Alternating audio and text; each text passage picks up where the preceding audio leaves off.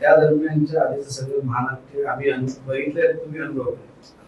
सर्वात मोठा प्रश्न सर असा आहे की आता तुम्ही एका पक्षाचे जो वरचे नेते आहेत, मोठे नेते आहेत, ह्या जिल्हा पालकमंत्री पदापासून वंचित आहे आणि एक पालकमंत्र्याचे महत्व किती आहे तुम्हाला सांगायची गरज नाही. हा एक विषय कधी जाऊन करायचा आहे, कारण आता तर काय असं आहे नाही परिस्थिती. आता हा विषय शेवटी मुख्यमंत्री आणि दोन्ही उपमुख्यमंत्र्यांच्या अखत्यारीत आहे. मी प्रदेशाध्यक्ष आहे. इतर जिल्ह्याच्या बाबतीमध्ये मी नक्कीच हस्तक्षेप करत आलो. जसं नंदुरबारचं आमचं पद रिक्त होतं, मी पक्षात चर्चा केली आणि मुश्रीफांना नंदुरबारचं पालकमंत्रीपद घेण्याची विनंती केली. लगेच उपमुख्यमंत्र्यांनी मुख्यमंत्र्यांना पत्र दिलं, त्याचे आदेश निघाले.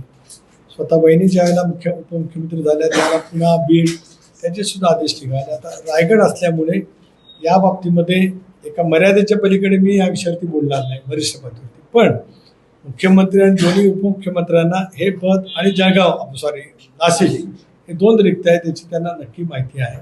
मला असं वाटतं की आता ह्या सगळ्या निवडणुका, राज्याच्या 2 पोटनिवडणुका होत्या विधानसभेच्या, दादांच्या दुर्दैवी निधनानंतर बारामतीची आणि कर्डिलेंच्या निधनानंतर राऊरची होती. त्याचे निकाल 4 तारखेला लागतील. देशभरातल्या पश्चिम बंगाल, तामिळनाडू, केरळ, आसाम या राज्यांचे निकाल लागतील. मग एकत्रितपणे बसतील.